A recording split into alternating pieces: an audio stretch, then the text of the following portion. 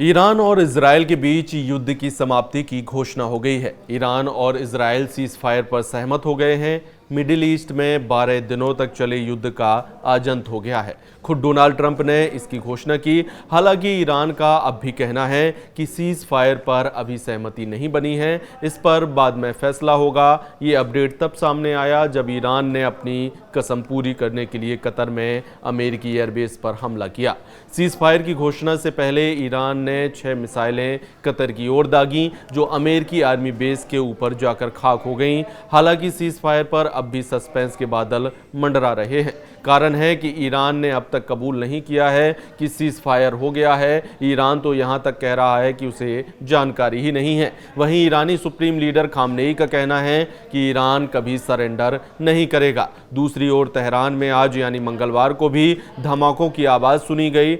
Donald Trump ने अपने social media platform truth social पर दावा किया है कि इजरायल और ईरान के बीच पूर्ण युद्ध विराम पर सिद्धांत रूप से सहमति बन गई है, जिससे 12 डे वॉर का अंत होगा। ट्रंप ने लिखा, सभी को बधाई, इजरायल और ईरान के बीच पूरी तरह से सहमति बन गई है कि 6 घंटे के भीतर एक पूर्ण और समग्र युद्ध विराम लागू होगा। जब तक दोनों देश अपने अंतिम सैन्य अभियानों को पूरा कर लेंगे, पहले 12 घंटे ईरान युद्ध विराम का पालन करेगा, फिर इजरायल।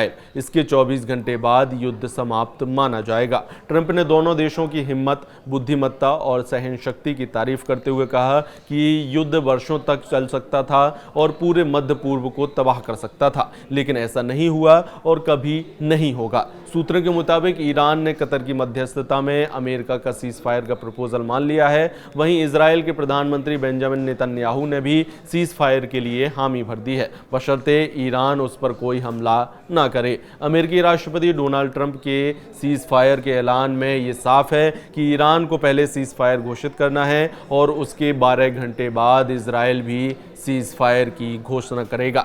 इधर ईरान ने सोमवार को कतर में मौजूद अमेरिका की सबसे बड़े एयरबेस अल उदीद पर शॉर्ट और मीडियम रेंज की बैलिस्टिक मिसाइलों से हमला कर दिया। हमले के दौरान कतर की राजधानी दोहा में एक साथ कई धमाकों की आवाज़ें सुनाई दी। ईरान ने एक कदम उसके परमाणु ठिकानों पर अमेरिका के हवाई हमलों के जवाब में उठाया था। ईरान पहले ही अमेरिका को चेतावनी दे चुका था कि वो अपने परमाणु ठिकानों पर हुए हमलों का जवाब देगा। ईरान ने अमेरिकी सैन्य अड्डे पर कुल 6 मिसाइलों से हमला किया। ईरानी सेना ने अपने हमले को बहुत बड़ा और प्रभावी बताया, जबकि अमेरिका के मुताबिक इस हमले में किसी भी अमेरिकी सैनिक को कोई नुकसान नहीं पहुंचा है। हालांकि चर्चा है कि ट्रंप ने अमेरिकी बेस पर हो रहे हमले और अमेरिका में हो रहे विरोध के बाद सीज फायर की दिशा में ईरान और इजरायल के कदम बढ़वाए। दूसरी तरफ एक इजरायली मीडिया ने बड़ा दावा किया है। इजरायली मीडिया का कहना है कि ईरान ने सीज फायर का उल्लंघन किया।